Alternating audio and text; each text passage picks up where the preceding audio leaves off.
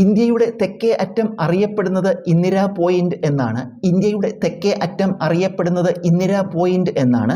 ഇന്ത്യയുടെ വടക്കേ അറ്റം അറിയപ്പെടുന്നത് ഇന്ദിരാ കോൾ എന്നാണ്.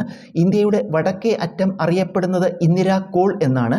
ഇന്ത്യൻ ഉപദ്വീപിൻ്റെ തെക്കേ അറ്റം കന്യാകുമാരിയാണ്. ഇന്ത്യൻ ഉപദ്വീപിൻ്റെ തെക്കേ അറ്റം കന്യാകുമാരിയാണ്. ഔദ്യോഗിക രേഖകൾ പ്രകാരം ഇന്ത്യയിലെ ഏറ്റവും ഉയരമുള്ള കൊടുമുടി ഏതാണ്?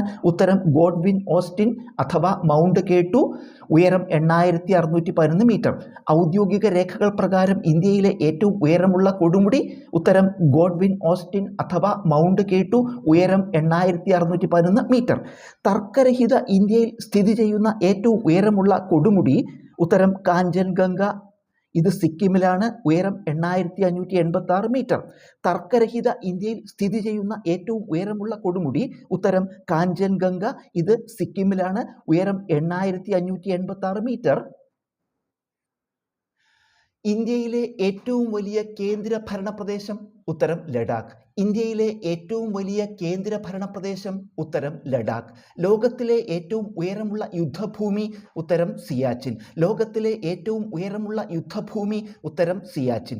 മൂന്നാം ധ്രുവം എന്ന അപരനാമത്തിൽ അറിയപ്പെടുന്നത് ഉത്തരം സിയാച്ചിൻ. മൂന്നാം ധ്രുവം എന്ന അപരനാമത്തിൽ അറിയപ്പെടുന്നത് ഉത്തരം സിയാച്ചിൻ. ലോകത്തിൽ ഏറ്റവും ഉയരത്തിൽ സ്ഥിതി ചെയ്യുന്ന ദേശീയോദ്യാനം ഉത്തരം ഹെമിസ് ദേശീയോദ്യാനം. ലോകത്തിൽ ഏറ്റവും ഉയരത്തിൽ സ്ഥിതി ചെയ്യുന്ന ദേശീയോദ്യാനം ഉത്തരം ഹെമിസ് ദേശീയോദ്യാനം. ലോകത്തിലെ ഏറ്റവും വലിയ എക്കൽ നിക്ഷേപ മേഖല ഉത്തരം ഉത്തര മഹാസമതലം. ഇത് ഇന്ത്യയിലെ ഏറ്റവും വലിയ കാർഷിക മേഖലയും ആണ്. ലോകത്തിലെ ഏറ്റവും വലിയ എക്കൽ നിക്ഷേപ മേഖല ഏതാണ്? ഉത്തരം ഉത്തര മഹാസമതലം.